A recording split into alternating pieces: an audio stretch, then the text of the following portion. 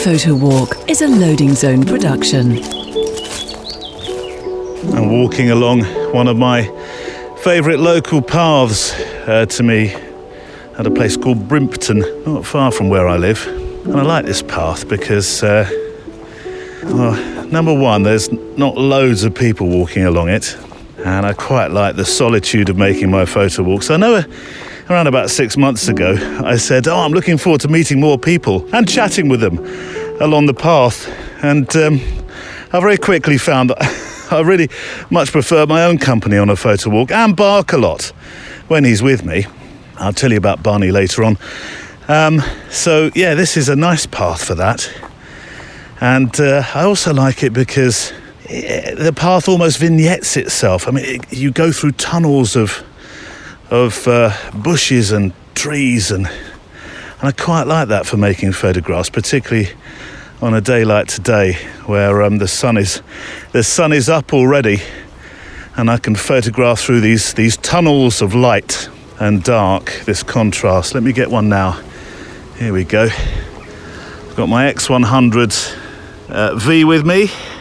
I'm on my wide-angle converter, just shooting through this tunnel of trees here. Let's get another one. Shutter speed 250th, f4.5. There we go. My sketchbook image to start the show. The foreword. I'm not sure you'll need a lot of my sketchbook images today. This is one of the, if not the busiest weeks for pictures on the show page.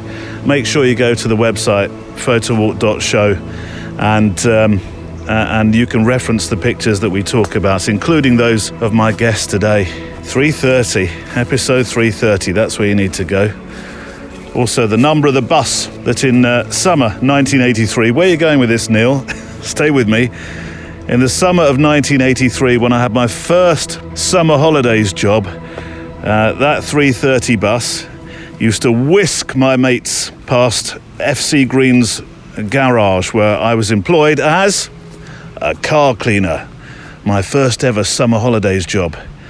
The irony is I haven't cleaned car, or no, don't join in yet, probably for around 2 years. He kind of lines himself up next to Sam's car and he gets done at the same time. Oh, Neil, that's just plain lazy. I actually quite like cleaning cars. And that summer, let me tell you, that summer from my youth for 6 weeks, I'm telling you, it gave me a washboard stomach, and for the only time in my life, I think the start of a six-pack. 20 cars a day was the target, sometimes more. Cars to vans to big vans, not quite trucks. Very, very physical work, actually, but if I were entirely honest, I'd rather have been earning my washboard stomach swimming with my friends. And they didn't have a summer job.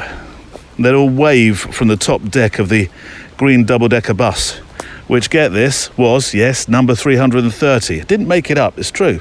I'd be out on the forecourt polishing an anthracite-coloured Opel Manta or something, and it wouldn't have stung quite so much had it not been for the fact I was completely in teenage smitten love with Kerry. And she was off swimming with my friends, Jason, John and James, the Triple J. And it's funny how numbers can have quite a profound effect on your memory. But that's where we are today. 330 episodes, and all I could think of was the 3:30 bus. But 330 episodes is quite the feat, I think. I do not take it for granted that you have been an important part of this other word that starts with J, but not Jason, John or James, the word journey. My guest today doesn't take stuff for granted either, which might sound like a tenuous local TV news scripted path into my introduction for Russell Shakespeare, my guest, but it's absolutely true. Let me try another cliche local TV news script tenuous link.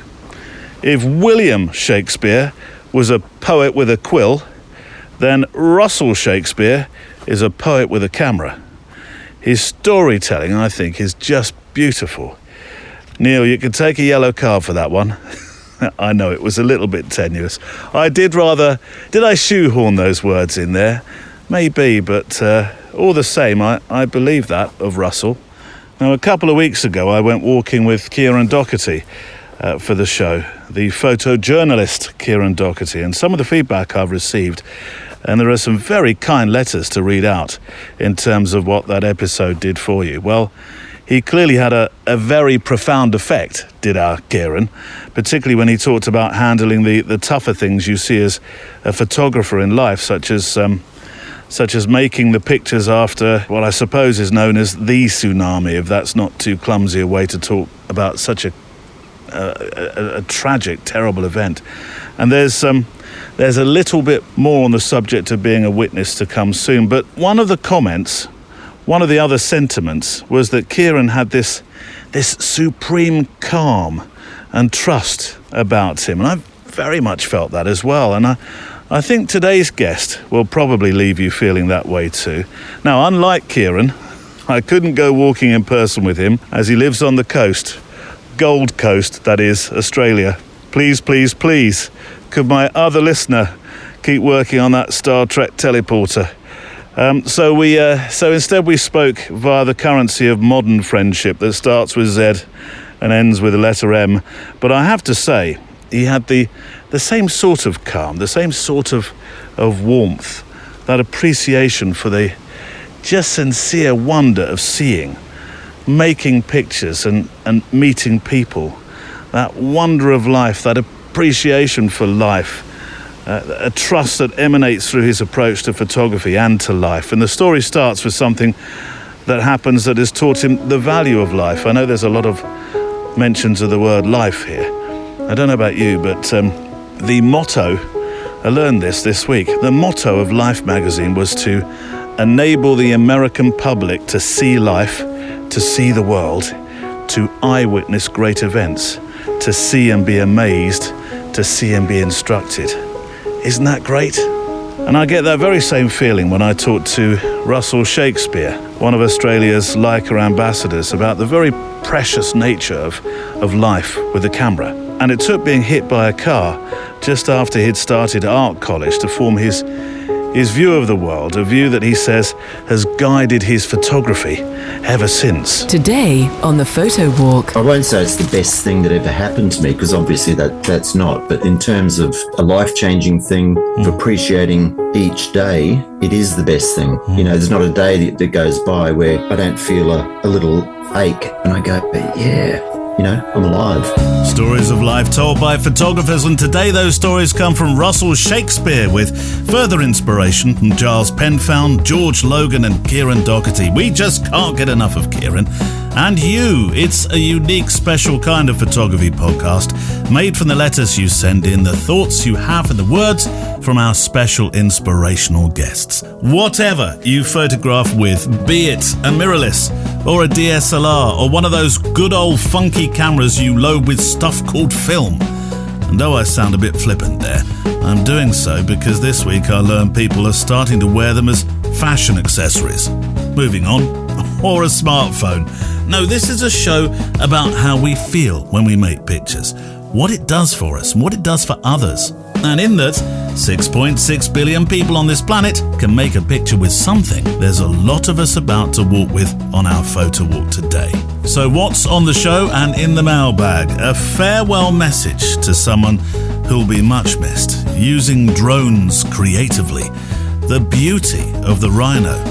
Never mind gorillas in the mist, we have alpaca in the mist, and some of you will know my feelings about alpaca or what they feel about me. We talk about the round-the-world trip that COVID cancelled, but then out of it, discovering what really is important. Shall we walk then? Checklist out. Coffee, Garibaldi's packed, check. Boots on and laced, check. Walking trousers or shorts, check. Alpaca repellent spray, check. Spare batteries, check. Memory cards or spare film, check. Earbuds in, check. Lens caps off. Let's walk. If you buy, sell or want to trade camera kit and you live in America, the UK or Europe and haven't been to mpb.com yet, then make it something you do today at some point. Each week, right at the head of the show, I mention mpb.com because back in 2020, they said, you know, we can see what you're trying to do here. and we'd like to be a part of helping it to grow. And they've been here ever since. And I really appreciate that. I've spotted them pop up, actually, on some of our friends' channels. The other day I was watching a Sean Tucker film on YouTube, and that was sponsored by MPB, so I'm delighted. I was delighted to see that. And it doesn't really matter what kind of photography you're into, whether it's street or studio or social or macro or touring or action, or I can't keep those going. Whatever it is, then mpb.com have kit that speaks to your camera bag and helps us, photographers that is, like you and I, to tell these unique stories that we make with our cameras. Another great thing about using them, they're part of the circular economy, and that is very important in this day and age. So make sure you go to mpb.com today. It's a service, it's a company, they're people that I personally use, and I'm very happy to as well. Now last week I ran through mpb.com's photo and video kit Hall of Fame winners that you might have voted for. Did you join in with that? They do it every year, 5 categories, 5 inductees for digital kit to be included in that Hall of Fame. And you might remember that a drone won one of the categories for the second year running, which I think inspired Victor Winterglot to write in. He's a brand new extra miler too in our Patreon. So thank you, Victor. Hey, says Victor, greetings from Swedenland. First of all, love the podcast. Found it by chance of divine luck 1 week ago. I don't think finding this podcast has ever been described as divine luck before. I think you could start a podcast, says Victor, reading manual instructions for lawnmowers for 300 episodes, and people would still be nailed to their headphones. Well, that's very generous of you. And I tell you what, if somebody like Morgan Freeman did that sort of podcast, I'd be at the head of that queue listening. But thank you. That's very kind of you. Second of all, just signed up for a Patreon membership.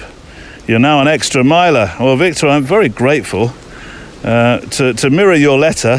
Sincerely grateful, first of all. And second of all, doubly grateful that you became an extra miler. And third of all, because I was told you have to write everything in 3s at a writing course I went on. Triply sincerely grateful because you provided me with a nice joined up link to talk about drones.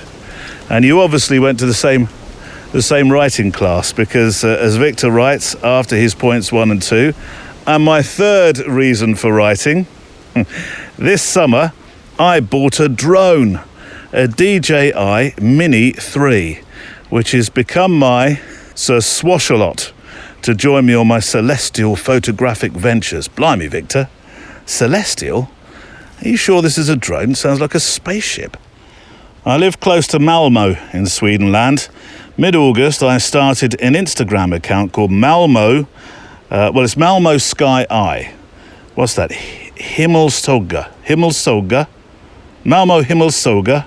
I've got some Swedish friends right now are going to be saying, "Oh, Neil, they're face palming." I'm sure of it. Anyway, it means Malmo Sky Eye, which I will link to on the show page. I told you this week's show page, it's busy, with the intent to show the beauty of the city. That's why I bought it in all its forms. This past weekend, I shot some drag racing action during a local competition here called Winter Nationals. Well, already winter. As the smoke cleared, I was happy to find this photo in the drone's belly. Oh, very poetic.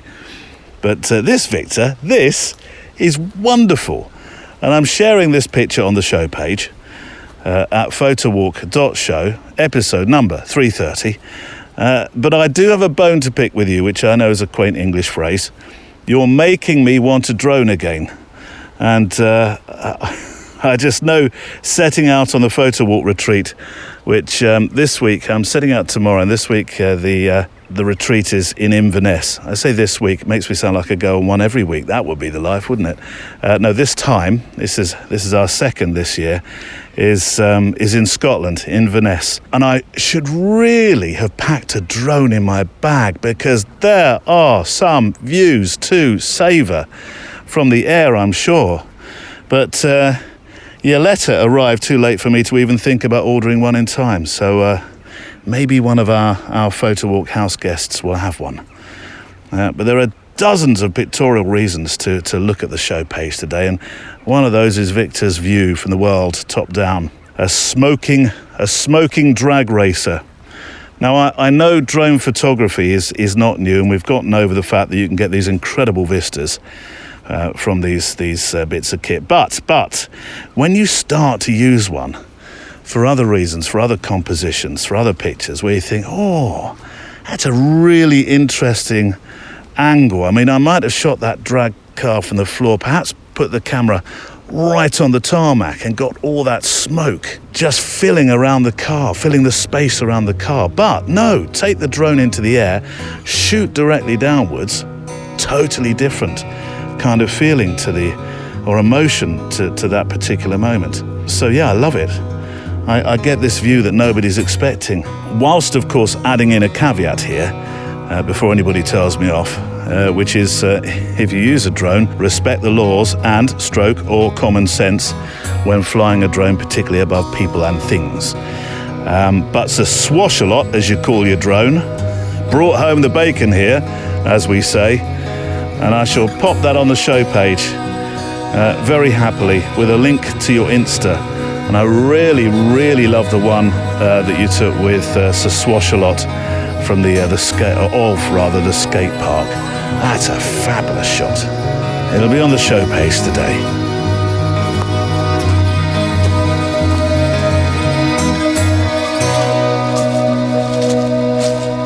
The show that is made from the mail that you send in, the pictures that you make when you're out with your camera. Do send them in, please, to stories@photowalk.show. You can go via the contacts page as well. 2,000 pixels wide, please, with those pictures. And if you can resize, please. And if you're sending in a smartphone picture, just send it in best quality. That's all I ask. When you choose the output resolution of your photograph. Neil, sounding dangerously close to knowing what you technically understand. Technical and understand in the same sentence with me. Are you sure? Have you got the right photographer? Right, next. I feel like I might be adding in a sobering or somber note now, but equally I think this is a very important milestone. So I wanted to share some thoughts and then some words that are both intimate and showing from a former guest and a very good, very important friend of mine. I know you'll probably be aware of this, but my friend Giles sent me a text while I was away about this, and then I had an article from The Guardian, it's just a fantastic article that was in The Guardian. The link was sent to me by Andrew Hardacre, who's based out of Hong Kong, and it was news that the legend who is and was Tim Page passed very, very recently. Now, I regret not talking with Tim, who died at his home in New South Wales last week. And there's an extraordinary article, as I say, from The Guardian, from their web pages, showing some of the moments that Tim is most remembered for as a photographer. I mean, this was a photographer making pictures of the Vietnam War when I was being delivered in a labour ward at Watford General. So where do you even start the history? Although the piece, I must just add, that Guardian piece, yes, of course it shows the photographs of conflict, but equally it shows his empathy, and it shows his humour. It shows, look, the link is there. Please go follow it. I popped that and a YouTube film about his photographic life up on the show page. There are many films featuring Tim, and this is one of the best I've found, made by Canada's Globe and Mail. But let me read you just a few words too from his own website, just in case you're not quite so au fait with his potent back catalogue and archive, and why he was such an important man to this photographic world of ours. Photographer Tim Page left England, age 17, to travel across Europe, the Middle East, and to India and Nepal. He found himself in Laos. You don't pronounce the S, do you, in Laos?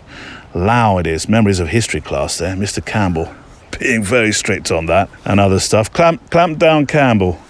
But yes, so Lao. Tim found himself there at the time of the Civil War and ended up working as a stringer for United Press International.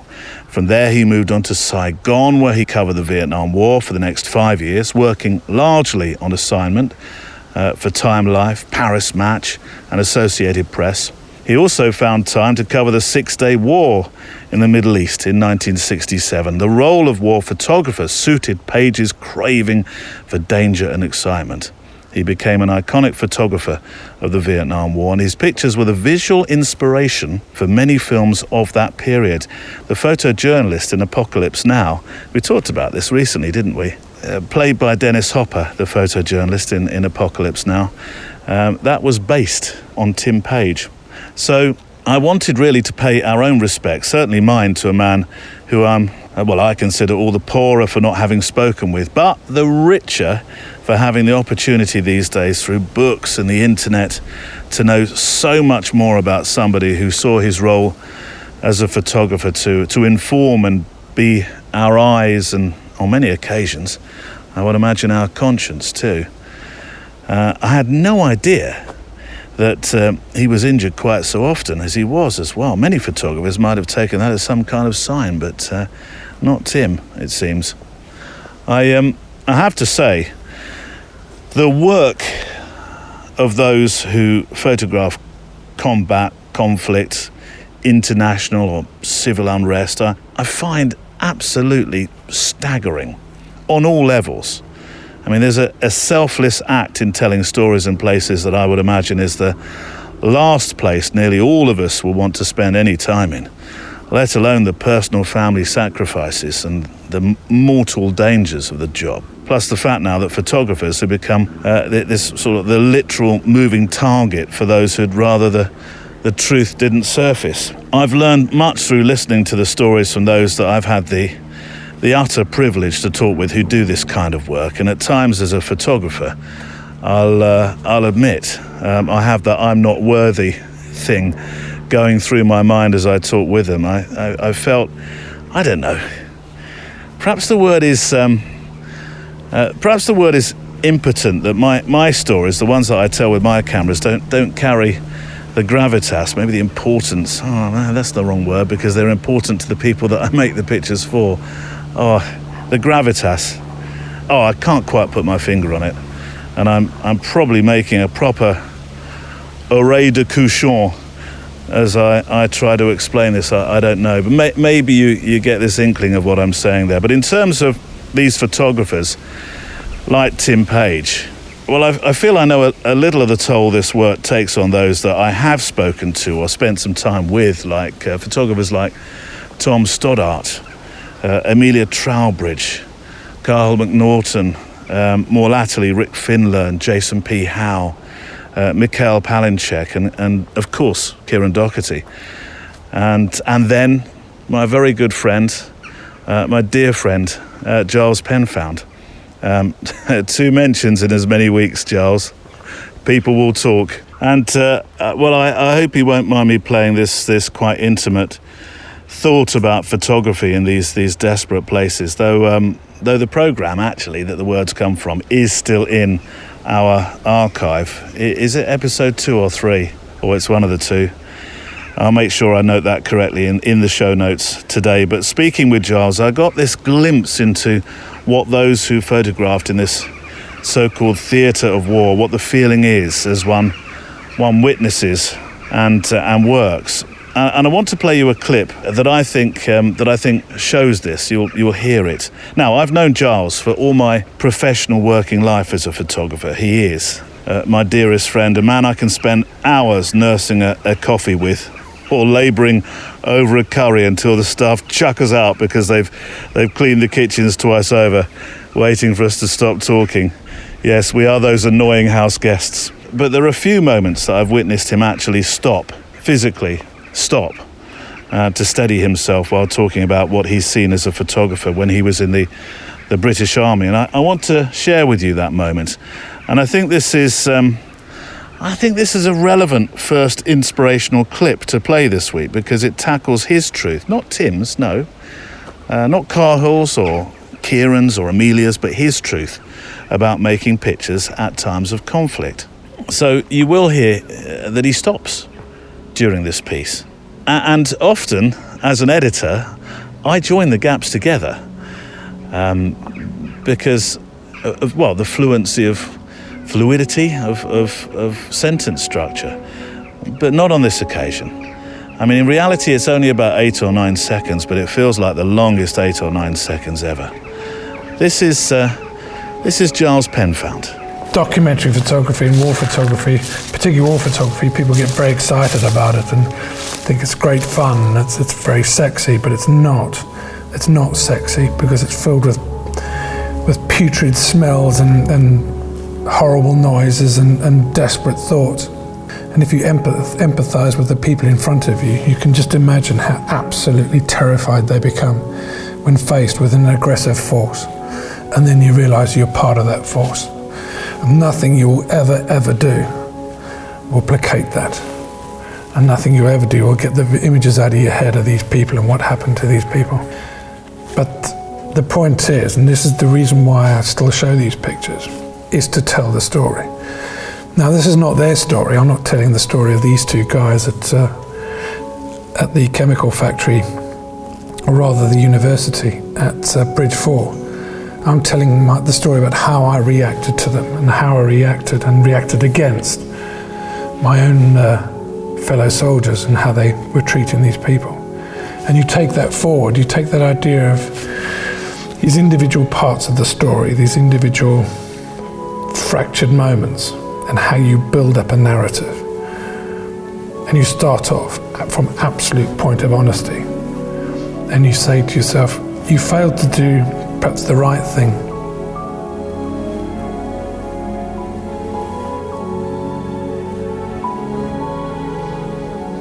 But by making images, perhaps you can do something better.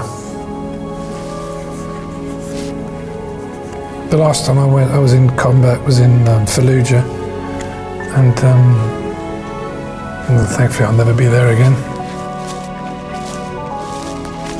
Words from Giles Penfound, and I will link to that episode on the show page today.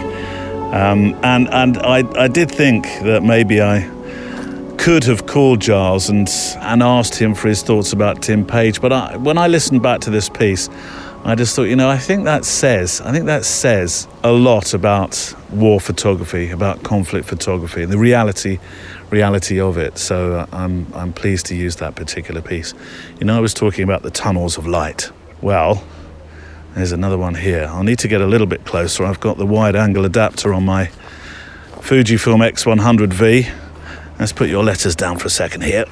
There we go. That sounded heavy, Neil. Blimey, how many have you got? They're on a clipboard. Here we go. I'm going to underexpose by about a stop and a half. Shutter speed 3/40th f4.5. Is it your 160 ISO, Neil? How did you guess? Here we go. I don't think I need another one of those. Got that. As a sketchbook image, got it. I didn't say nailed it. No, I said got it. If you've not joined our wonderful people in the Facebook group, we have a Facebook group. We have a Facebook page, but we have a group. The Photowalk, it's called. You need to. It's a very safe group. It's one of those groups where you don't feel, if you ask a question, that you feel a bit daft. Because I get this feeling that everybody in there just supports each other. So no question too daft, unless it's from me. Then you are absolutely sure of some daftness. It's the Facebook group. Just all you have to do is, when I say you apply, that makes it sound like it's some sort of application to join a secret society. Not at all. No, it's a group. So we'll let you in, just as long as you're wearing the right kind of sneakers. Trainers, Neil. Sneakers, trainers. It's interchangeable. I spied this from Andrew Gardner in the Facebook group, since there were photographs made of rhino, which seemed to have quite the profound effect on me, that animal. It really does. So let me read the post that came with the pictures. And thank you indeed for sending those on to me in a higher resolution so I could pop them on the show page today.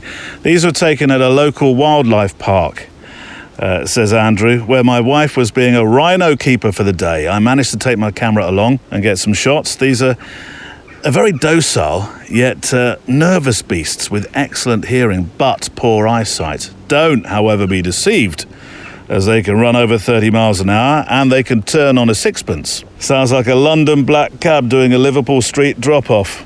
Which reminds me, sorry, digression number 1 coming up, but I got an 80 quid fine through the post on Tuesday. 80 chuffing pounds!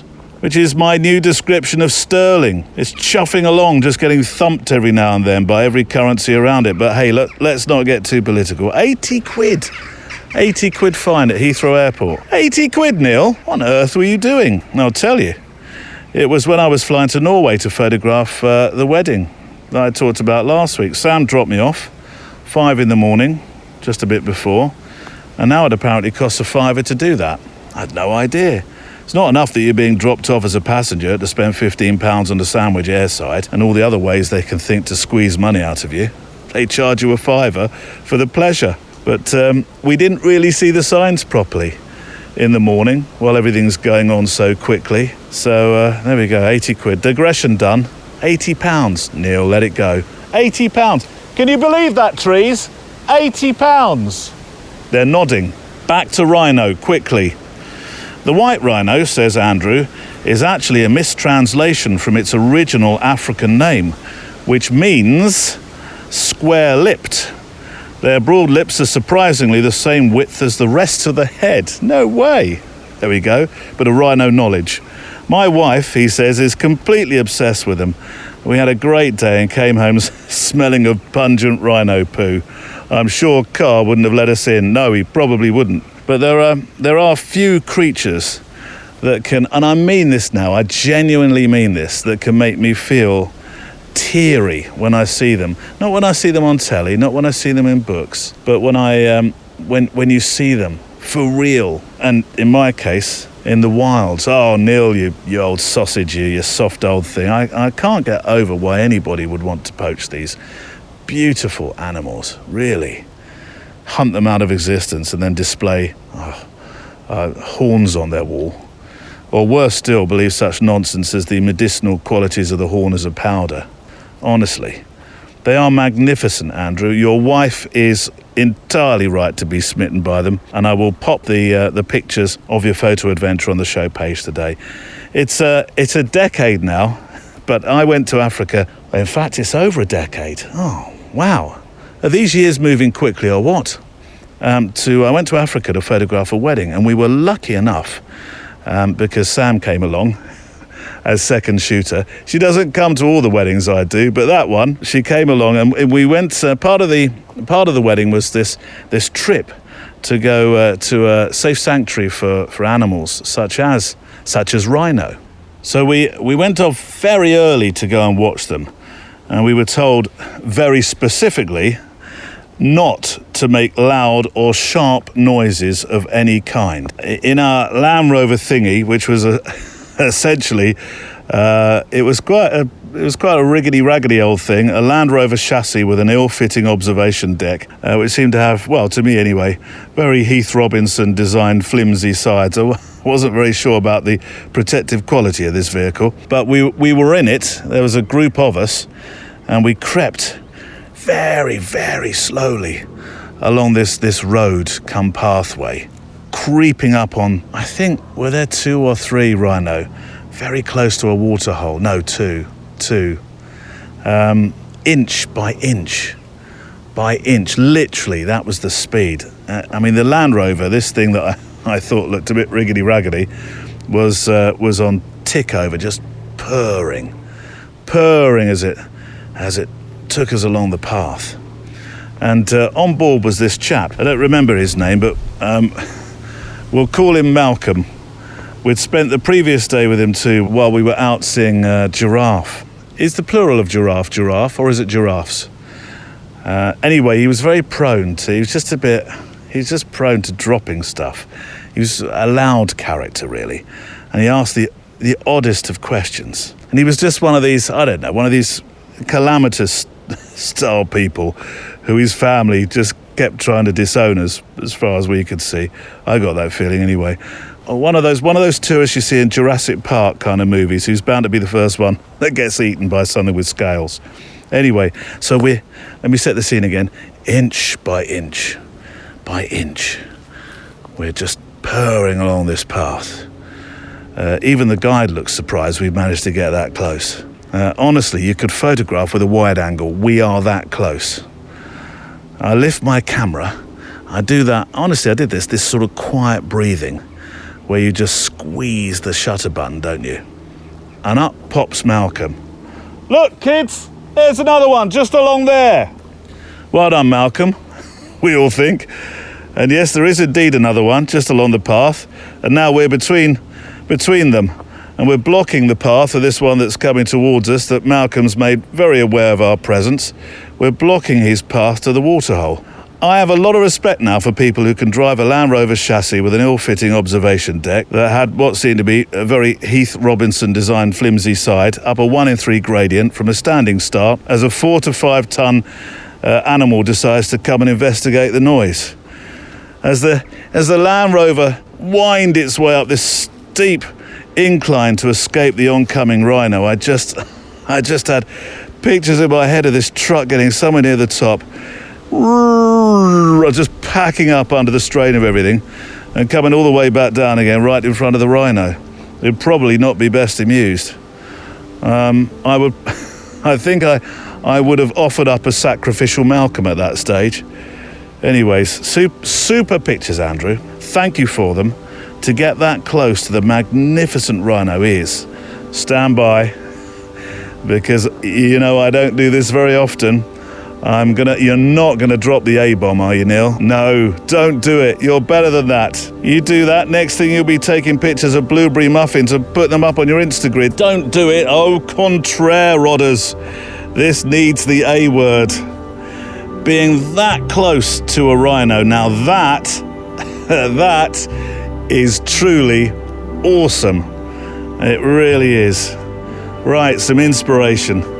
I'm going to turn to George Logan from episode 185, who is a commercial photographer who became very much a conservationist photographer, working in Africa with another magnificent beast, sadly also in danger of poachers and the very people they live cheek by jowl with. His book, Pride Before the Fall, is, quote, a stunning collection of wild lion photography with a clear, vital message. Join the fight to protect Africa's last wild lions. George's book, that is his fundraiser and fundraising for the lions and his studies, all this was what led me to talk with him. And the clip here, I suppose, it's a sobering thought. His work and his desire to do more to protect animals that are endangered, though, is to be absolutely applauded. And, the inspiration really is what we can do as photographers when our pictures become make the stories to garner much needed attention. That's the special nature, I believe, of photography. We were watching the Marsh Pride of Lions, which is the go-to pride for all the BBC documentaries. But what you don't really see is it's a fringe pride. It lives right on the edge of the Masai Mara. And we were watching them one night, and it struck me that we were the only vehicle around. And we saw the local herders bring the cattle in, which they shouldn't have been doing.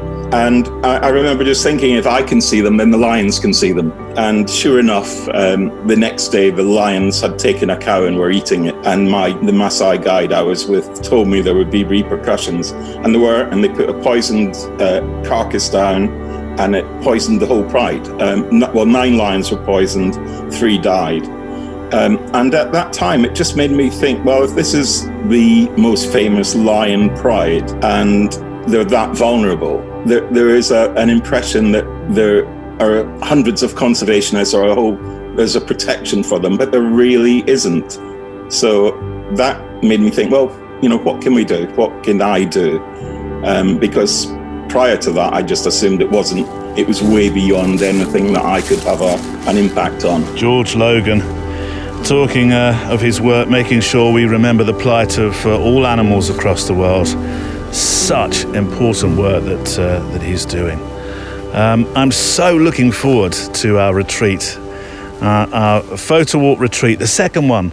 We did one earlier this year in the Isle of Wight. I was as far south as you could go. Well, I suppose you could say no, Guernsey and Jersey are as far south as... Well, yeah, okay.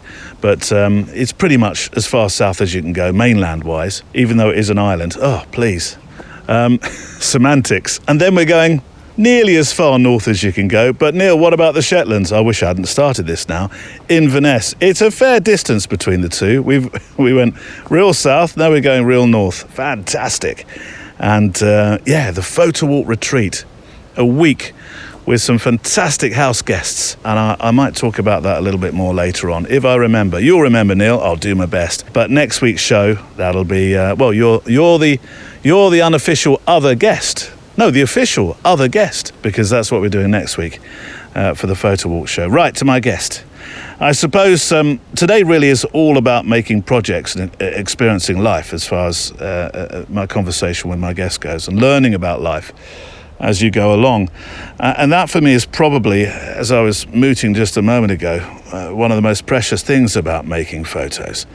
That you meet people and you discover things and you show things that you never would have thought possible otherwise. Russell Shakespeare is one of Leica's ambassadors in Australia. He's an editorial photographer, a features photographer, a photographer who has a real interest in people's stories, but also one, and you'll need to look at his website to feel this, one who has this complete, absolute fascination for everything, including what he finds on his sidewalk, and including the patterns of everyday minutiae, which will make more sense if you look at his website.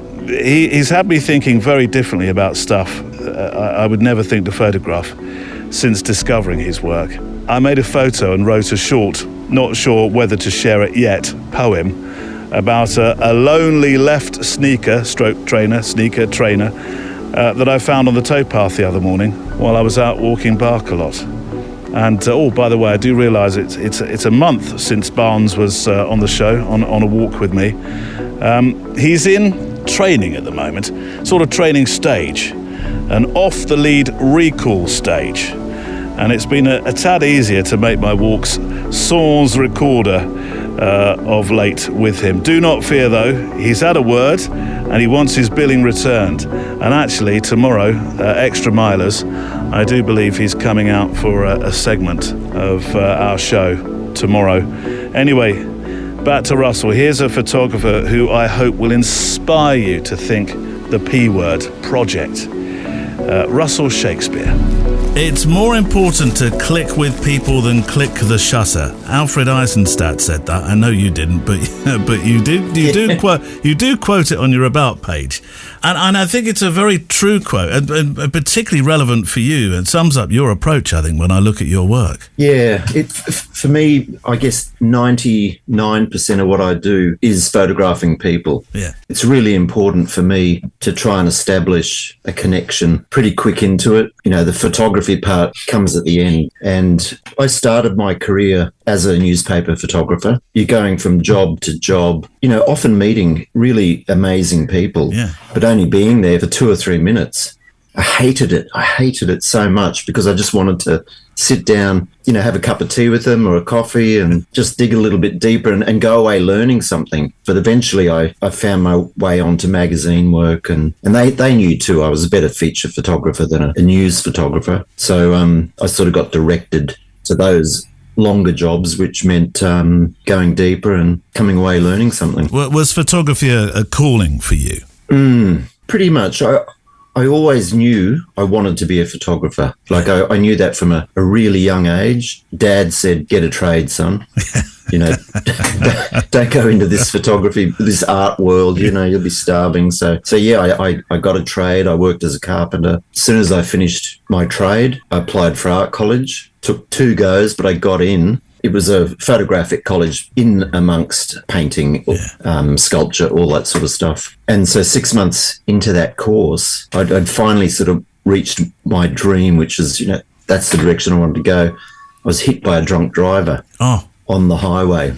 And I had to leave art college, put it off for a year, and spend the next 3 months basically learning how to walk again and do all that sort of stuff. It sounds like obviously it was a pretty bad accident. Does it still affect you in the way you make photographs today? No, it's one of those things that, like, I feel it every day in terms of just my bones and all that sort of stuff. But I won't say it's the best thing that ever happened to me, because obviously that's not. But in terms of a life-changing thing, of appreciating each day, it is the best thing. You know, there's not a day that goes by where I don't feel a little ache and I go, yeah, you know, I'm alive.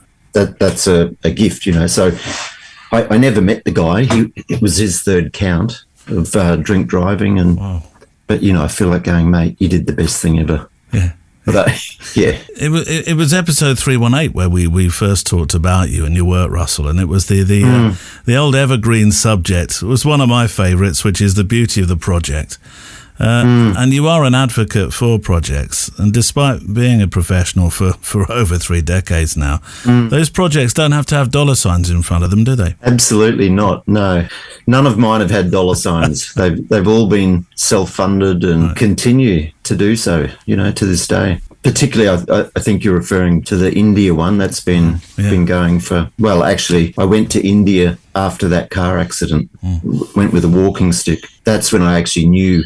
Up until that point, I knew I wanted to be a photographer, but I just loved the whole genre. You know, I didn't necessarily want to be a landscape or fashion or portrait. I just loved the camera. But going to India, I realized very quickly that I knew I wanted to tell people stories with a mixture of documentary and portraiture. And the project that caught my eye from India was when you were 24, nearly 35 years later. You're still returning. I know there was a bit of a gap for this thing starting with the letter C that we try not to talk about too much, but it was that caught your imagination. And I know I remarked upon the project in particular, which we're going to talk about here, a black and white study of a very colourful event otherwise.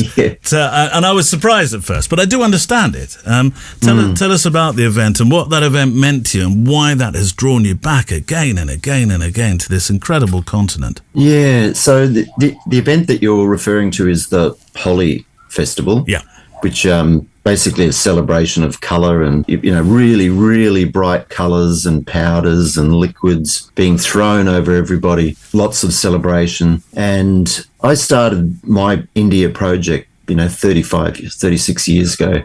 In film, shooting black and white film, and continued to do that really until the digital came in. And then obviously, you know, I'm shooting raw, so it's going to be a colour file. But I found it really distracting looking at the colours. And I don't know if you've ever been to India, but I'm sure you've seen the colours, and they are so seductive. And you just go, am I actually being seduced by the colours, or what's the image in front of me? That's, I guess, what I'm trying to do is just strip the colour away and go back to, is it a good photo because it's a good photo, or is it a good photo because of the colours that go with it? We should probably join the dots a little for those unaware of what Holi is. It's a Hindu festival that's been celebrated since, and I had to look this up, Russell, the 4th century. But all these vivid colour powders that are famously thrown are to represent the welcoming in of spring, where people can release all their inhibitions and start afresh. And they do that in quite some style, though also in some of the pictures you've made for this decades-long interest and project have a little feel of the Mexican Day of the Dead festival about them. The photographs, which is perhaps the opposite of what you might imagine or hope for, I don't know, but that must be something to do with the black and white thematic approach. And you find there's skulls in there, and of course when the men who are throwing all these powders are covered with a lighter one, which I can only assume is something like a yellow powder, their faces go ghostly white, and it does look like the Day of the Dead celebrations. Well, it's funny you say that, because those ones that you're referring to are actually at the crematorium ground. Ah, okay. They do their own Holi celebration 3 days before the actual event. And so the crematorium ground is an open burning where people are burnt on the fires. So all wood fires, and normally the crematorium ground is just covered in ash and dirt, all the residue. But 2 days before, it's like someone's gone around with a Hoover vacuum cleaner and sucked up all the ash. And so instead of throwing coloured powders, it's actually human ash. Oh, my word. That's thrown. Yeah, so they have these the priests come around with these great big vats or, big pots full of ash, and that gets thrown. And if you do look on my website with the holly, you'll see it's like a white mist in the air. Yeah. It's human ash. So you're covered with the remains of... Covered. That's extraordinary. Yeah, unbelievable. When I first saw it, I went, is this real? Yeah. Like, is this real? Yeah. If you go to your website, it's very clear to see that you have a distinct love affair with India. Yeah. And the Kashi Express is my dream kind of ticket, quite literally. Yeah. What I particularly like was the framing of each frame, which is in essence the train window. Those great train journeys of the world. I spent years with my father watching different presenters, British television presenting great train journeys of the world. And usually it would end up in India. Yeah. No, that train is actually my favourite train, and it's the slowest one as well. And I've been doing that train trip. So that's the other thing. I usually fly into Delhi, spend a day in Delhi, and then get the Kashi Express, which is 17 hours. That's how long it takes. But it leaves at lunchtime, gets to Varanasi at 6 a.m. And so during the day, you just go past all of India, from fields to rivers, and it's fantastic. I love it. And you sleep on board, or is there no time for sleeping? Sleep on board, yeah. And so you're crammed in. There's literally 10, 15 people sitting on a seat that is actually booked for one person. It's like a big bench seat. But one particular journey, I wasn't feeling quite well. And the first time in my life, I put my camera bag just above me on the top rack, and it was one of those trains where you are crammed in like sardines. And 5 minutes later I went, get your gear off there, you've never done that. And by the time I got up there, I'd lost 90% of my cameras. I was left with an FM2, and I had to borrow a lens off another photographer who was with me. Okay. Yeah. So but once again, it's one of those things that I tried to turn into a positive, and it just brought me right back to going simply. Traveling with, just breaking it down to one camera, one lens. Well, I do want to come back to the kit that you use in a minute. You are a Leica ambassador. In your day job, you're a portrait photographer, you're an editorial photographer, you specialise too in health and science. But it's your personal work that connected us, that leads me to believe you're never really off duty, Russell. The commute, the beach, your Polaroids, the patterns you even find in your oven door, it's proof that there's a picture around us everywhere, isn't it? Not just out on our amazing journeys, which in your case is that love affair with India. I dare say you're never off duty. Yeah, no, I've never felt off duty, ever. No. Quite seriously, I always have a camera with me. I have for most of my life, Now, you are a Leica ambassador, so this is a good time, since you say you've always got a camera with you. Yeah. I get the benefit of seeing into your office. I'll describe it. It's full of books and knickknacks and paraphernalia that I would expect a photographer to collect during his whole life, which makes your room a really, really interesting room. But just to your right, there is a Leica there. I can see on the cupboard there. So when did you become a Leica ambassador, and how did that all happen? I've only been an ambassador for the last 2 years, but I've been a Leica user for the last 27 years. And this came about, the whole reason I shifted to Leica was I went to India, and I went with a Hasselblad. I'd come out of art college, and it was still very much in that large format type thinking. So I did a little project on the shipbreaking yards. Yes, I saw it. And, enormous. And I thought that's got to be shot on medium format. Yeah. And I did it. But you're working in mud sort of up to your thighs and all that sort of stuff, changing lenses, changing backs. And I came back after that trip and just went, I want to do this work, but I don't want to be doing it with all that gear. No. And then somebody suggested a Leica, so I sold the Hasselblad and got the M6, which I know our listeners can't see it, but There we go. still Yeah. works today. I still use it. And so, that was my go-to camera for India for literally 25 years. That's all I took. So then the ambassadorship came about 2 years ago. It was the one bright light in the sea world. So that came right in the middle of that. If photography is life enriching for the lives you meet that you might otherwise never come across, you must feel that describes your own experiences. Really, Russell. So from features on medicinal cannabis to the late Steve Irwin's family coming to terms with his loss, his daughter in particular, I know. Stories of recluse authors, stories of authors that are rising to riches, flying doctors. I mean, the breadth of your work is fantastic. Do the stories come to you, or do you go looking for those? How does it work in your field? Yeah, so look, the stories really come to me. I never seek out them. A lot of them came about when I was actually on staff as a magazine photographer. Yeah. That's how the Irwin's one came about. I was asked to, I was commissioned by the magazine to go on their annual crocodile expedition, which is a scientific trip where they catch crocodiles in a very remote part of Australia, and they trap them, tag them, take blood samples, measure them. And the crocodiles aren't under any anaesthetic while all this is going on either. So it's quite a big operation, just getting a crocodile out of the trap. You've got to have nerves of steel if they're not sedated in any way. Yeah, you always get a heart-thumping moment. And I did it,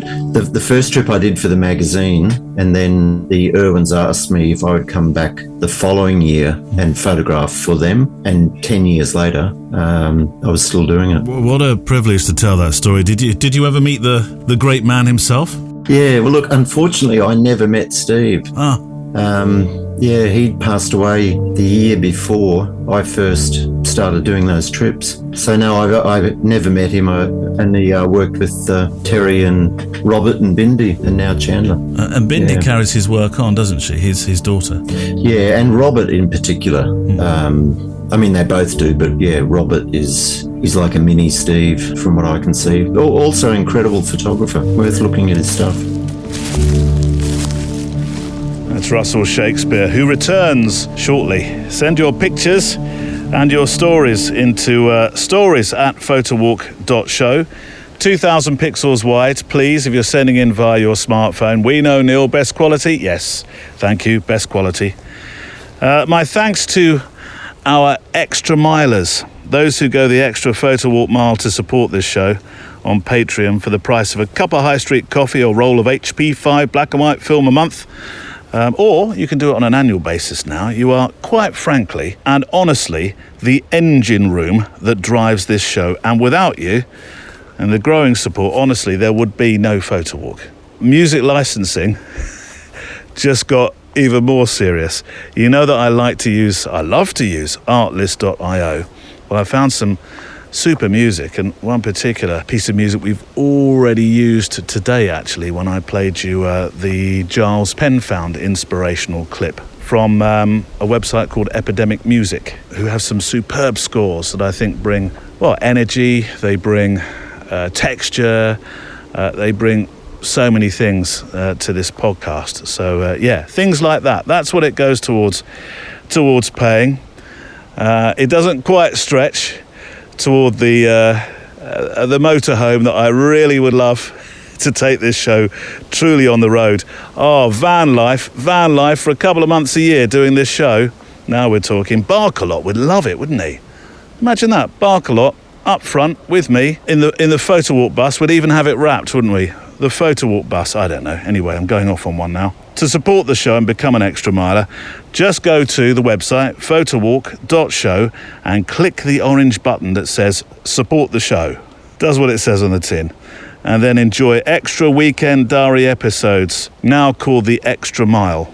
My personal diary of thoughts about this thing that we do and how it works. And sometimes I'm very honest within the shows, because the more shows are still there before it. If some stuff doesn't work, I'm having a tough time with stuff, trying to work out this thing, then I talk about that as well. It's a very honest account of making pictures. Then also during the week, we have our replay unplugged interview shows. Plus, once a month, we all get together and meet on Zoom. Share pictures we do and just talk about making them. Added up, there are now 100 plus extra shows and bits to listen to or read. And I'd love you to meet our extra milers. So this week, let me introduce you to Patrick Britschke, who made some pictures on a hike.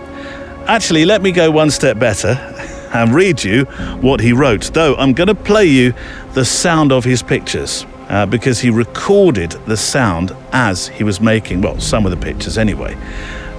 Let me transport you to Switzerland land. It doesn't quite work when we put our land on the end of that, does it?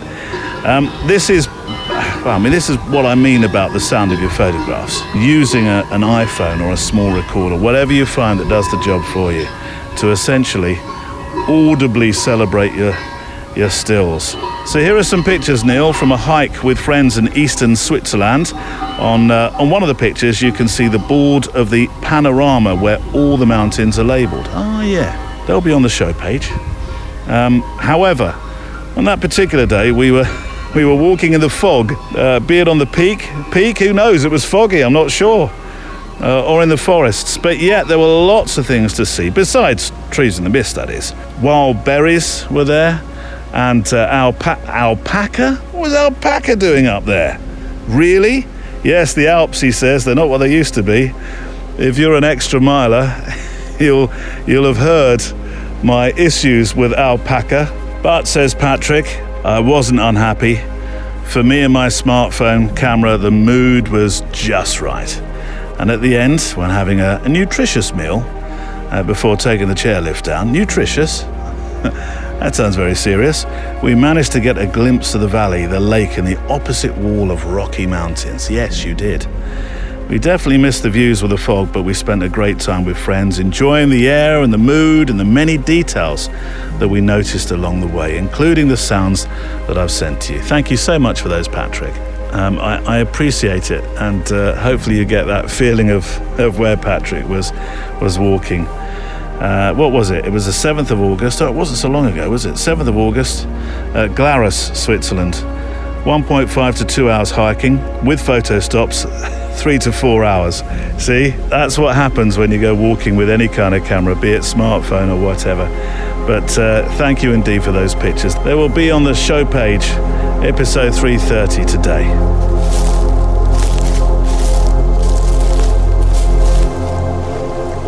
And my thanks once more to Patrick. There are so many pictures on the show page today for you to go and look at. If, like Patrick, you would like to become an extra miler, you can by clicking on the support the show icon on the front of the website, photowalk.show. As I say, this coming week I'm in Inverness on the second Photowalk retreat, and so next week there's the assignment show on Monday, as per usual. That's happening, and of course the Photowalk show on the Friday, as per usual, except that the Friday edition, as I said before, will be your invite to be with us on the retreat. So join me, plus our retreat guests, a couple of special guests too, and the sounds of the wonderful part of these Isles will be in Inverness. I believe we may just have time to, we're going to Loch Marie one day, which is beautiful. Now, I've never been there before, so when I'm saying which is beautiful, that's from the pictures that I think Lynn Fraser made them. So yeah, Loch Marie, definitely beautiful. But apparently we may have time to go to Ness too. Now, I'm not sure I believe in beasties in the depths, but just in case, I'm taking along my longest focal length lens I can get my hands on. Right, here is a letter from Edmund Zuber in Germany land. You know, we have a fair amount of listeners now in Germany land. In your fine country, Edmund, it occurs to me that we should really try and think about a photo walk retreat in your neck of the woods. Anyway, dear Neil, finally motivated I am to write this mail to you. I've been listening for more than a year on a weekly basis whilst I fulfill my part of the home duties, cleaning our apartment in Munich. I actually took over more tasks from my wife to be able to listen for a full walk of yours, even two. Well, I didn't realise it had quite that effect. I like to believe that people are photo walking while they're listening to the show, but I know that's not in reality what happens. A lot of the time you're driving, some of the time you're on trains. Housework, yes, cleaning cars, all these things are mentioned. Your fascinating walk with Kieran Doherty raised many thoughts in myself. The start of the show with Sir Richard Attenborough made me shake with laughter. Thank you. And thank you also again to my friend Guy Harris, the voice artist who does a superb David Attenborough, Sir David Attenborough. It's very funny, actually. Digression coming up. Warning. When Guy's voice is used by so many, or on so many television shows and on radio and adverts and narration for all manner of stuff. Actually, he was on a computer game that my kids were playing, but also he is a voice that's used in a DIY store I go to. So I can never get away from Guy. Just shopping for nails, and there's Guy telling me to go to aisle 5 for something else. He's very persuasive, is Guy. It often works. Anyway, sorry, Edmund. Back to your letter. Retired now for 3 years, having had 3 decades of pleasure and privilege to work for the best company I can imagine. The walk reminded me of February 2020, when the best wife of all retired as well. My passion for photography as a pure amateur started in 2012 whilst being on an expat assignment in South Africa. It was supposed to accompany us on our round-the-world trip. I don't like the sound of this. You said supposed. There's definitely a but coming up in this sentence. But, says Edmund, see, right on cue. The trip was supposed to be in March 2020. Oh, literally sitting on 2 packed suitcases for our 9 weeks trip. Tickets in the pocket, plans for 5 a.m. starts, not to mark sun loungers, as you described in that episode. We were off to see monks in Bangkok, take night walks in Taipei, opera tickets for the Met in New York, and we had to cancel everything on the day before takeoff due to you-know-what. Oh, honestly, you must have been drained. We, says Edmund, with the world, went through that deep valley of emptiness, now having time but being caught at home during lockdown instead of being out on our adventures. Though later on we learned just how privileged we were in that time. Now we're travelling once more, and during our trip to Botswana in May this year, we really understood the impact of the lockdown. The manager of our 6-tent camp had to leave her business. No money, no house, no furlough, I would expect. And so she went back home to her village in the Kalahari Desert. Her husband was allowed to stay in the camp to maintain the infrastructure. At home, she moved into an uninhabited shack without power supply, no water, no toilet, where she and her 2 kids survived for 2 years. The lady wasn't complaining at all whilst telling this story. She was just happy to get her job back and able to feed her kids once more. Coming back from my detour, you again mentioned the 365. Oh, yes, that closes tomorrow. It's the last day. Thank you so much to all those who have posted. I must do a proper wrap on that at some stage. That will remain there, though, by the way, if you want to see the pictures, if you made some pictures and sent them in. And the last 365 tomorrow, the last of our community 365, which I appreciate started in September. Or did it start in August? Can't quite remember now. It wasn't one that started at the start of the year, but hey-ho. I think it's been fantastic to see where you are in the world. So that ends tomorrow. Anyway, coming back from my detour, I started my own 365 on Jan the 1st, 2021. And it's amazing what happens to you if you don't expect anything. The website that they're on is in German, but browsing through the 2 years doesn't need many words. Actually, not for me. The moment I opened it up, Google did that magic thing, translated it all into English for me. Unless, of course, I suddenly can read German, and I didn't realise it. My son, actually my youngest son, Thomas, he's learning German now through Duolingo. He learns it at school, but he's doing it in his own spare time as well. Very impressive. Last week, says Edmund, had the opportunity to photograph some British sportsmen and sportswomen during the overwhelming European Championship that Munich hosted. During the current dark phase we're all going through, I was lucky to experience the mood of pure joy. The athletes and the guests from all over Europe and my Munich flatmates. Let me share some amateur frames from Botswana from May this year. Amateur frames? Oh, they're photographs. I should have just corrected you there. I should have crossed that out. Let me share some photographs from Botswana from May this year. And also of those British athletes in triathlon and marathon who proved my theory of a genetic defect of many British people. You're all lacking of the pain and exhaustion gene. Right. Never seen one giving up. If a British athlete does not win a race, it was not long and not hard enough. You're very generous. I sense, though, Edmund, that all athletes have that gene, surely. If there was ever a discipline for cleaning cars in the Euro Championships of the future, or even the Olympics, who knows, all that training I had watching the 3:30 bus go by with Kerry on board, with the Triple J, while I furiously polished the anthracite Opel Manta. Now that could stand me well for a return to the sports field. Neil, I really don't think that is likely to happen. Yeah, probably right. Thank you so much for the show, and special thanks to your guest Kieran with his touching stories. All the best from Edmund.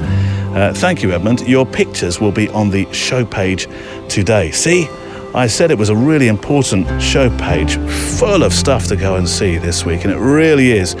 Go to photowalk.show, and the episode number is 330, and you'll see those pictures that Edmund made. I'll pop them on the show page.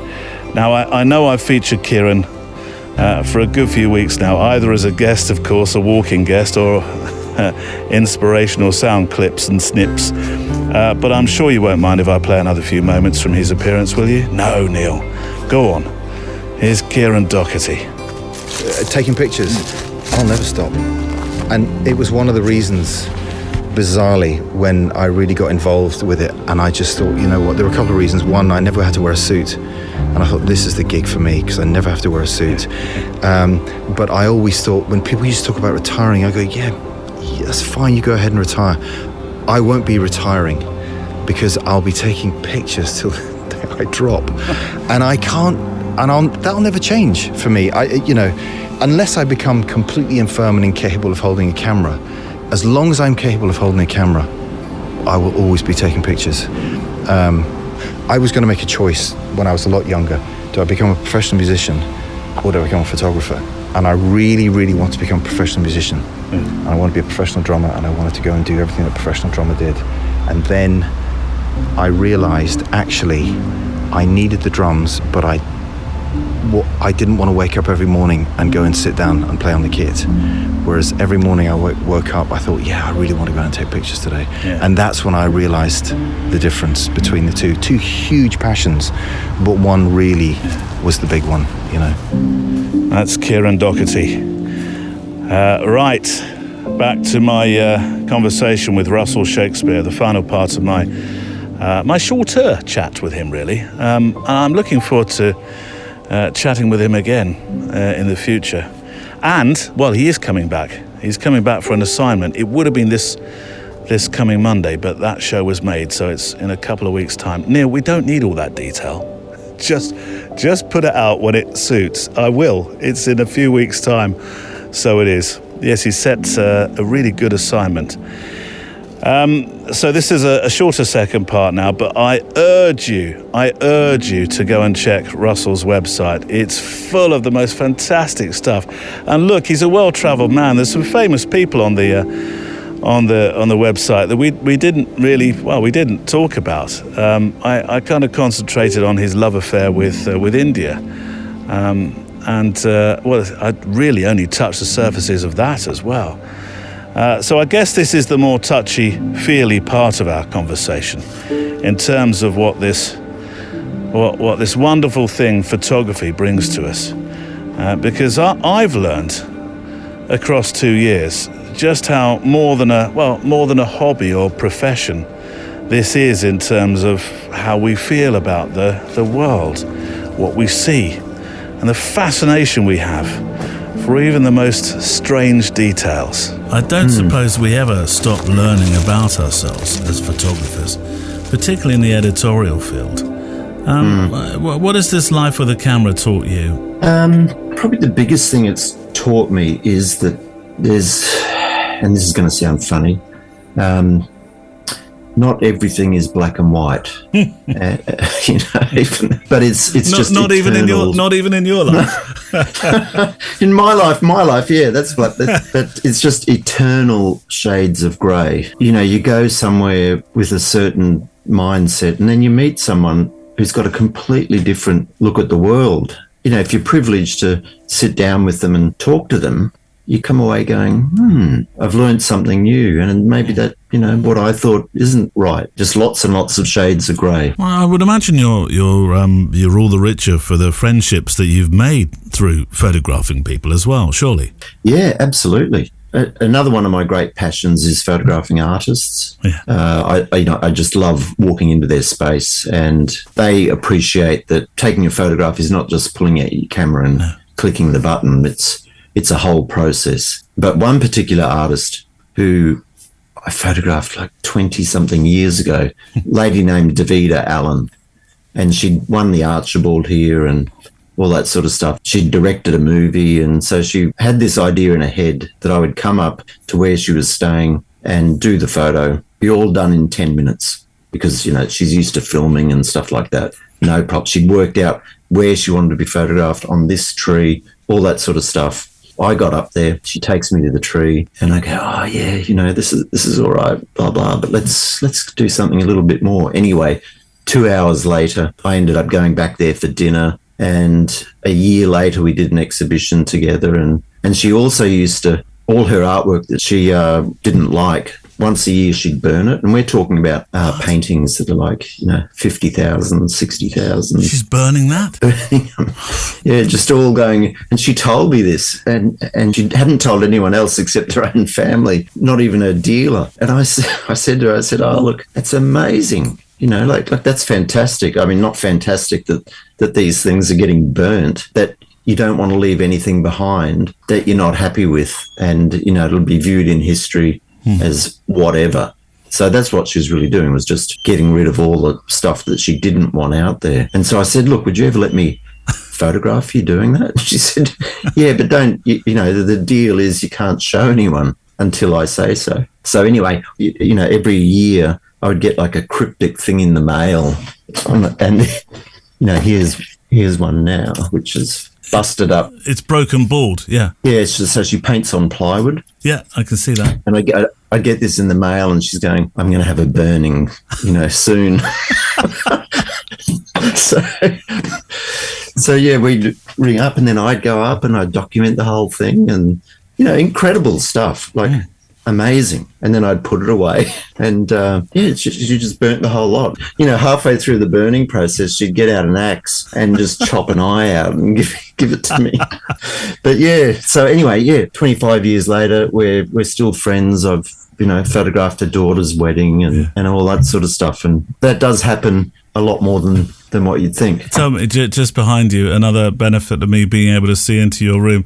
There is a painting the other way. If you turn over your left shoulder now, it looks like almost like a Jackson Pollock.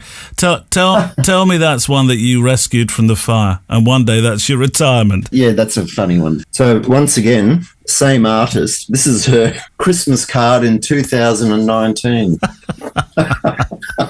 It's got a kangaroo stuck to it. That's probably one of the most valuable Christmas cards. It's an A3 sized painting that's got ripped edges that look like it maybe escaped the burning, with a kangaroo in the lower left hand corner of it. You're holding 60,000 there, probably. It's very funny. Very funny. Brilliant.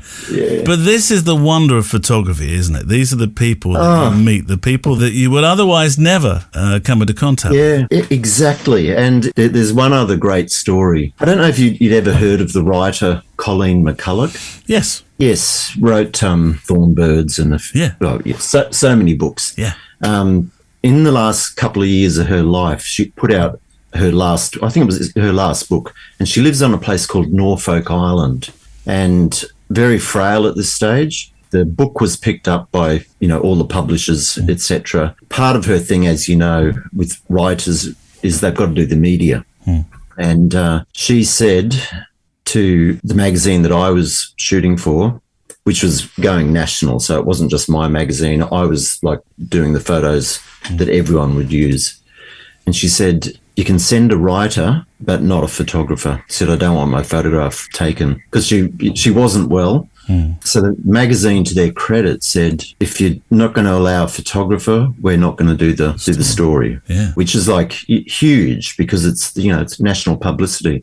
So she said, okay, he can have 10 minutes. And so that was my brief. And this is flying to Norfolk Island, where there's one flight in a week and one flight out. So once you're on the island, you're there for 3 days. And so I said to my editors, this is at the magazine, I don't know if you've worked in magazines, but they sit around a table and plan out the photo shoot without actually, realising that the photographer, has to deal with the human being at the other end. And nothing goes according to the plan worked out around the round table. And so I said to the editors, I said, okay, if I've got 10 minutes, I don't want you to tell me anything. You've got to leave it up to me. Don't have any expectation we're going to get what we get, which is fair enough, because of the pressure. So we get to the island and we turn up at Colleen's house. The writer gets an hour and a half. By this stage, at the end of the hour, too, she could see that we were actually decent human beings. We weren't going to do a number on her. And she said to me at the end of this, she just looked at me with her eyes, almost pleadingly. She said, now, what do you want to do about this photograph? And I said, look, Colleen, if you're okay, could we do it tomorrow? Because, I could see you're really tired. So went back the next day, did the photograph. 2 hours she gave me, not 10 minutes. More than the writer got, Yeah. And still today, it's probably one of the favourite shoots I've ever done. It is on the site, and you'll see her. She's a really elderly lady with almost like a green caftan thing on, and we ended up sitting back having beers with her and her husband, and and she pulled out this Italian, like the equivalent of the Nobel Prize, and she's showing us this, and I walked out with like 15 signed first edition prints, and it was brilliant. But that's just some of the amazing things that photography does. Can you imagine doing anything else? Because really what started this story in many respects was that adversity moment of being in a road accident. No, I can't imagine doing anything else. That road accident still today, it I won't say it's always in my mind, but it is. I have on my key ring, I've got like I had 2 metal plates in my hand, in my arm and knees, etc. But these metal plates, they're like 6 inches long, and I have that on my key ring now for my car. And I've got 2 keys and the spare set as well. So it's sort of like this little constant, maybe like a little touchstone or something that just goes, savor each day, because you don't know when it's not going to be there. And my thanks to Russell Shakespeare for being our guest this week on the Photowalk. For links to his work and other photographers that you've heard from or about today, their Instagrams and websites, Vero, I'll come back to that in a moment, that we've mentioned, go to today's show page, number 330 on photowalk.show, or follow the link in the podcast player app that will also take you there. Now, yes, we were this week, I'd mentioned it, going to talk about Vero. Peter McKinnon made a film about Vero. I'm not going to call it a swap out from Instagram to Vero, because I honestly and genuinely believe that there's still very much a place for Instagram. We have an Instagram and we're trying to build it. I'm also very aware, and so is Andrea, who helps with the time that we spend on Instagram for the Photowalk show. We're both aware of Vero and the importance, I think, that the app is going to have in the future. As it's no great secret, is it, that people photographers have been saying, oh, Instagram, it's changed. I don't like the way it does this or that. I can't bear the idea that, every 3 posts it seems to be something that's commercial, or, I'm not seeing the friends and the people that I follow. I'm not seeing their work. I'm seeing other people's work too much. That's just all those conversations that I know you've been having about Instagram. And so Vero is, Vero reminds me very much of the way that Instagram worked. And I'm loath to say in the good old days, thank you, Grandad. No, but honestly, it was. Vero works in a way with a few extra things in a way that Instagram used to operate. And so I'm very interested to talk about it. Now, I could have, and this is why I've held back this week from talking about it, I could have a very, very important guest to talk about that platform. Oh, I've probably just given that the kiss of death, haven't I? Eh? Let me touch a tree here. Touch wood. Hold on. There we go. But yes, I'm hoping that that we will have that guest in the week or 2 weeks to come. Right. So Vero, we will talk about it tomorrow. Now on the extra mile, I should. There's lots of shoulds. Be walking with Sir Barkalot and a friend who I've made this year, for whom photography has literally changed his view of life in this 1 year. Also a strange tale of growing up and IKEA. And a little bit more from my guest Russell Shakespeare on the absolute perils of film processing. Our playout song today is from Ziv Moran, a song called Giant Star, which in many respects is kind of along the lines of what Russell has been talking to us about today, about being open-eyed and amazed about what you find.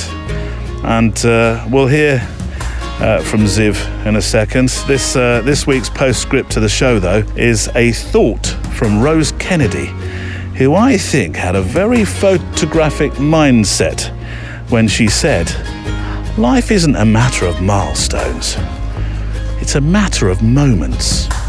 Going in and out those revolving doors, it blows me away. Take me away. Throw my body about in an ocean of who I am, who I am destined to be, who I will become. Light me up, giant star, put your heat on me. This is all that I can be. Take me up, the giant star, put your heat on me. And it's all I wanna be.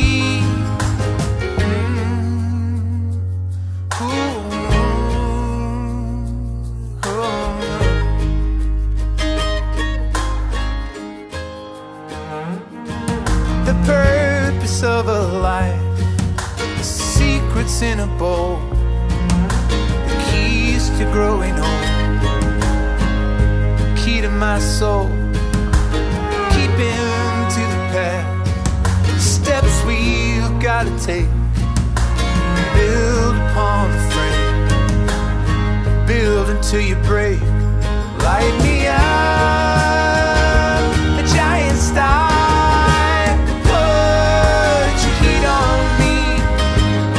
This is all that I can be. Take me up, the giant star. Pour your heat on me. This is all I wanna be. Light me up, the giant star. Pour your heat on me. This is all that I can be. Take me up,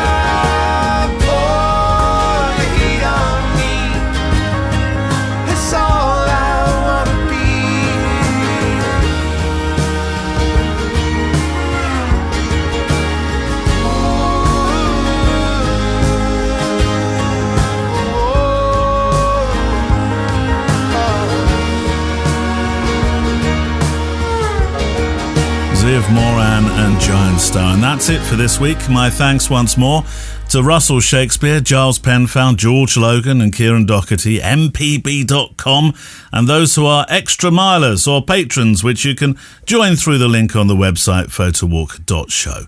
Next Friday, yes, we're on the Photowalk retreat with a myriad of guests and housemates, and Valerie Jardin is back for her 4th assignment this coming Monday. Music from the wonderful artlist.io and Epidemic Music. Links and further research to what you've heard will be on the show page today. And my thanks to Emily Renier, Neil Ford and Andrea Gilpin for your help behind the scenes. I look forward to photographing with you, hearing from you and talking with you next time. I like driving in my car, as Madness once said.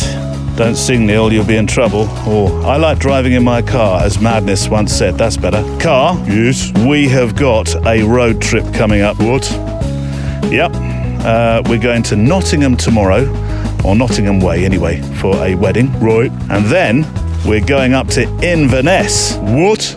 Yep. A full tank of petrol, loud Spotify playing ELO, Mr. Blue Sky all the way. Oh, it's a long way. I know, but you can manage it. Oh. Right, as long as it's a one-off. Well, we are going to be driving back the other way as well. Ooh. And then... What? Yeah. And then, later on this month in September, we're going to be going... I don't like the sound of this. To France! Oh, I quite like France. Yeah, but we're going to go all the way across France, right down to the bottom edge of it. What? Yep. I think it's about 12 hours drive. Ooh. Oh, you'll be fine, car. We're going to do some photo walks there as well. And you know, what is life? I mean, Russell's taught us this today. If it's not an adventure. The Photo Walk is a Loading Zone production.